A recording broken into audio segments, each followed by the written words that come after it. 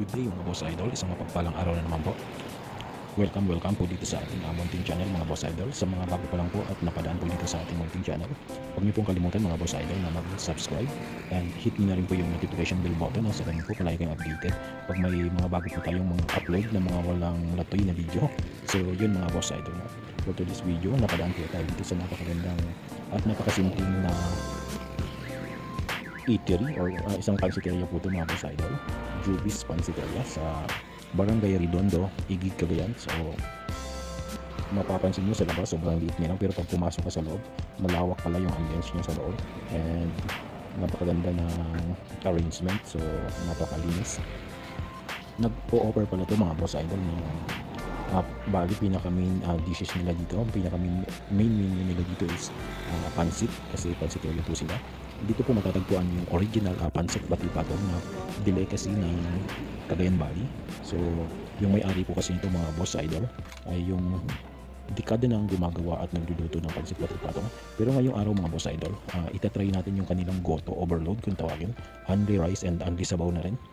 So meron po siyang pork karahay and yung pork intestine na parang pork chicharon na ginawa pong goto. So tatry po natin mga boss idol kung ano ba yung lasa ng kanilang pork rice. So base nga sa aking na experience mga boss idol, sulit na sulit naman kasi nga only sabaw and only rice yung kanilang pork goto. So para sa akin sulit na sulit mga boss idol, talagang busog na busog kayo pag kumain kayo dito. So yun nga dito nga idol, makikita nyo dito yung pastel niya, Guto Igig Astig. So astig po kasi mga boss idol, kasi astig na po yung goto na dito sa inyo. So yun mga boss idol, so ngayong araw pala nagsundo kasi tayo kay Mrs. sa trabaho sa hospital. So napadaan po tayo dito sa pansiteria na to. So ngayon subukan natin yung kanilang bagong ino-offer na goto overload na only rice and only sabaw. So far mga boss idol, talagang okay din po yung kanilang goto overload.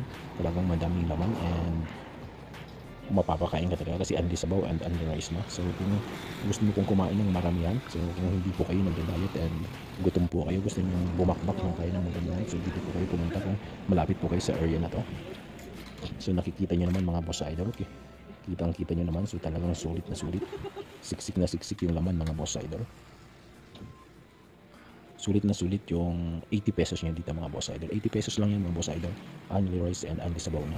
So goto overload dito sa Juby's Pansiteria sa matatagpuan sa Barangay Redondo, Igig, Cagayan. So kung mapadaan po kayo dito mga boss idol sa area nito, so huwag niyo pong kakalimutan ng daanan to.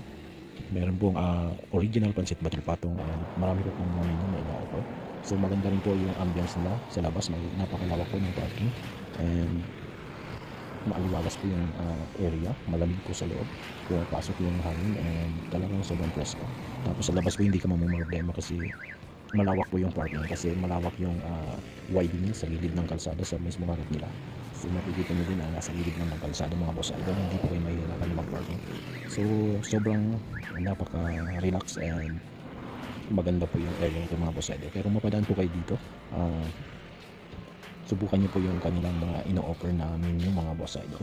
So yun lang mga boss idol, maraming salamat na naman sa isang mapagpalang araw na naman na lumipas at nakonsumo ko naman ang 5 minuto ng buhay nyo mga boss idol. Thank you so much mga boss idol sa mga patuloy na pagsuporta dito sa ating munting channel, GRLKBTGF. So hanggang sa susunod naman po natin mga walang latoy at walang kwentang video mga boss idol. Thank you so much po. Keep safe po and God bless. Bye bye mga boss idol.